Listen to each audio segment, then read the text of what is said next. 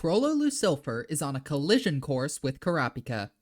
Hello and welcome back to Suck War Central. My name is CJ and oh boy, these 10 chapters sure were something, huh? Hunter x Hunter is an extremely information-dense manga that can make your head spin, and unless you're an enhancer who improves their own mind, you're just not going to remember every single little thing that happened by the time the hiatus ends again. So consider this video a bit of a study guide, full of what I consider key points to hold on to, and just a general roundup of this recent batch of chapters and how they've moved the plot forward. Let's start with the developments of Kurapika's Nen class. First of all, we've identified Long Hee as the last of Furikov's selected secret Nen users. This means that the user of Silent Majority isn't actually in the room, which we've had reason to strongly suspect due to their killing spree on the very first day of the voyage. We also need to remember that Kurapika's second Nen class began with Camilla's guard Sarahel in attendance. She was poised to make an attempt on Woble's life, so we ought to ask what the hell happened there. Speaking of Long Hee, we also need to remember that she is one of Beyond Netero's children with a nasty curse under her tongue, and that Beyond has planted these cursed babies in the ranks of every prince's guard. That means that even the princes we don't think have any guards in their private armies, like Luzurus and Tyson, have secret Nen users among them, and any theory involving these princes should try to account for that. We also know that Salkov is one of these cursed children, which will probably be relevant when he inevitably dies soon. I know we just spoke of Long Hee, but let's speak of her again as we discuss the alliances between princes. Through Long Hee, 5th Prince Tebepa formed an alliance with Kurapika, and through Kurapika, she formed an alliance with 3rd Prince Zhonglei. Now, it is important to note that even though we aren't sure what Tebepa's attitudes toward Kurapika truly are, she does not intend to honor her alliance with Zhonglei. It's also important to note that Kurapika and Tebepa's alliance, or rather non-aggression pact, is secured by Long Hee's Nen contract. This contract also includes the stipulation that if Beyond's secret princely child is eliminated, Kurapika will gain 1 use of Long Hee's contract ability. So any theories about what Kurapika might do would do well to include this possibility as well. Kurapika's alliance with Zhonglei, however, is much more tenuous.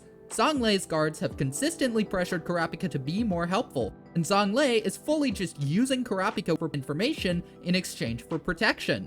This pressure has led Kurapika to be extremely cautious with the information he surrenders, such as the theory that Zhonglei's coins can manipulate their holder. Kurapika also tried to avoid accepting one of the prince's coins for this very reason, showing that this alliance could go south at any moment. One other princely alliance status to consider is that Terror Sandwich formerly had one with Tebepa, but he broke it off in order to pursue his Nen training. Not super important, but it could be a relevant point of information that speaks to Tebepa's character. Furthermore, 11th Prince Fugetsu is aligned with Kaiser of the Justice Bureau, who claims to want her to become king, although Melody suspects that Kaiser is being manipulated and doesn't trust him. Speaking of Kaiser, he's on his way to the Justice Bureau to witness 1st Prince Benjamin's attempted takeover of it. Now, it's not technically a part of this batch of chapters, but at the end of the last one, chapter 400, Kaiser entrusted a special button to Steiner that he was meant to press should the military attempt to commandeer the Justice Bureau. We still don't know what that does, but it's important to keep in mind that we're probably going to see the effects. As a reminder, Benjamin is, indeed, heading to the Justice Bureau to attempt to capture it, accompanied by Mizaistom and Botabai. This is an important step in his plan to kill his siblings. If the Justice Bureau isn't under his control, there will be consequences for killing the princes he has captured. Benjamin, by the way, believes there are 4 of his siblings on the run, 2 of which include Zhonglei and Luzurus, and the rest of which are lower ranking, but probably include at least Mariam. Speaking of these princes, Zhonglei has escaped to the Zhiyu hideout on Tier 2, while Luzurus' whereabouts remain unconfirmed. There is a strong possibility that Luzurus is dead, given that last we saw, Melody, Kaiser, Foog, and Kacho Beast were going to try to kill him due to their belief that his beast is what cursed Foog, and Halkenberg may have also been planning an attempt on his life. On the subject of Halkenberg, he appears to have affected Benjamin with the TSK-17 virus, giving Benjamin a mere 10 hours to live, but we don't know Halkenberg's status or if he's still in the body of Balsamilco. This TSK-17 outbreak caused by Halkenberg appears to have been Benjamin's justification for declaring martial law as well. Something else to point out, Benjamin's Nen Beast may very well have the ability to save his life, given that it exorcised the evil spirits surrounding Fugetsu. If its ability is something to do with the elimination of poisons and impurities, Benjamin might be fine, but it's worth noting that Botabai suspected he's sick. So, the beast may not have acted yet, or it may not be able to act. We don't yet know if this is just Botabai's intuition based on how Benjamin is acting, or if Botabai actually has super sharp senses that noticed a symptom of illness in Benjamin. Time will have to tell. One other subject of note is that Beyond Netero is apparently trying to arrange a meeting with someone. He's trying to arrange this meeting through Kanzai, which indicates that he's okay with the Zodiacs knowing he's probably in cahoots with this person, and it probably isn't someone the Zodiacs would try to apprehend like Periston. We should also keep in mind that Beyond's cursed children could explode at any moment. After all, we don't know whether the curse just activates when they die, or if there's some kind of detonator switch that activates the curses and kills their bearers. Speaking of sudden assassinations, let's talk about the status of Benjamin's soldiers. Vict, the bearer of an ability called Tackle Shield that apparently works both offensively and defensively, has been possessed by a Halkenberg helper. Bobby Mina has remained in room 1014, carrying out his mission in a way that leaves Furikov dissatisfied. Balsamilko attempted to kill Halkenberg, but was possessed by him after poisoning Halkenberg's body and consigning him to death. Rihan has observed Prince Tebepa's Nenbeast and begun to come up with conclusions about it, but he's in a very precarious position and could easily come to the wrong conclusions and create a weak predator which would get him killed. Switching tacts a bit, we learn that Halkenberg's mother is actually Queen Unma, making Halkenberg the full brother of Benjamin and Terror Sandwich as opposed to their half-brother. We also see a baby's crib in Unma's quarters, which we can infer to house the secret son that we later find out Benjamin has. Speaking of secrets of the Succession War, we find out that the rules of the Succession War operate due to 3 powerful Nen artifacts. The Seed Urn, which creates the beasts, the Lotus Anchorite, or Shrouded Zen Buddha, depending on your translation, which oversees the rules of the contest, and the Blade of Divine Favor, meant to be passed on to the next king. Kurapika is searching for a way to disable the Succession War, meaning he'll have to steal or destroy one of these sacred treasures. And you know who else has to do that? Krollo Lusilfer does, as a condition to evolve Skill Hunter. Krollo is also searching for some kind of ideal partner with Love Dial, whose ability he can steal in order to face Hisoka, who is on tier 1. But he has to steal one of the treasures first before he will be able to steal that ability.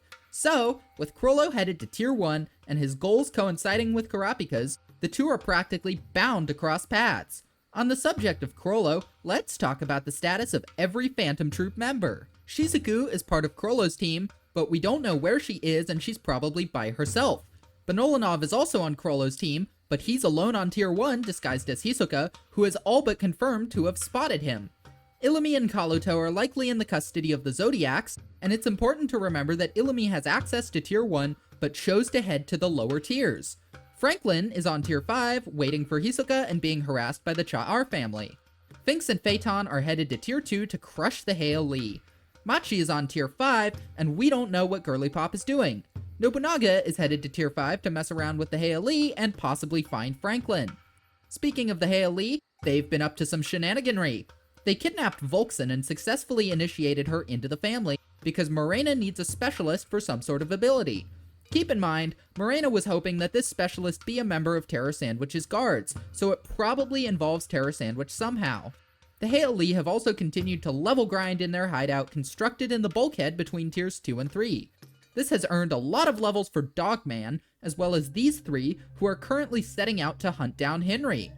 We've also learned through Morena that the Kakin Empire is a deeply corrupt, evil, and exploitative entity that cannot be truly reformed, even though supposed revolutions and transitions to democracy have happened, so that's lovely. Speaking of Morena, this isn't even Morena. She's someone who stole her identity in order to survive. We also learned that Morena's ability is a specialist one and applies every single Nen category and can metaphorically be seen as installing an app. This app continuously feeds Morena information about the Contagion game players and can only be uninstalled by quote-unquote clearing the game, which likely means reaching level 100. Now, the Hail Lee aren't the only Mafia faction we need to talk about. The Cha'ar are helping the Phantom Troop to crush the Hail Lee, but they also plan to backstab the Spiders. This is probably not going to go well for them, given that the Spiders are basically Mafia murdering machines. However, their underboss, Kenny Wang, could actually be dangerous, and it's heavily suggested that he's working with Morena, so he's definitely someone to keep an eye on. The other Mafia family to watch out for are the GU, and they're in a pretty tricky situation. Henry and Zakuro strongly suspect that the Phantom Troop were responsible for the death of Lynch, and are contemplating going to war with the Spiders and the Cha'ar over it, which would result in absolute chaos and allow the Hail Lee threat to spread unchecked. To make matters worse, the GU are now responsible for harboring Prince Zhonglei, putting them at odds with the Royal Army, and adding yet another set of enemies onto the list for them. And, well, Henry might have that dog in him, but the rest of the GU are really just fodder in the grand scheme of things, so these are not fights they're ready to take. I've got two final things in mind to discuss that I couldn't find anywhere else to put in the video. One, Hisoka knows about the seed urn ceremony and Halkenberg's beast. This strongly suggests he's involved in the succession wars somehow, or that he is in close contact with someone who is. The other thing you ought to remember at all times is that Krollo has some kind of plan for his death. He called it an alternative plan, and this panel indicates incredible resolve and potent aura. This means that Krollo could very well have some sort of post-mortem Nen ability set to activate and bestow some sort of boon upon the Spiders should he fall. With that being said, that should about do it for my little chapter roundup. Again, there was no time to mention everything, but I do believe I hit all the key plot points you'll need to jog your memory when Hunter x Hunter comes back. If you enjoyed this video, feel free to tune in next week for more Hunter x Hunter based yapping, and I hope you have a wonderful day.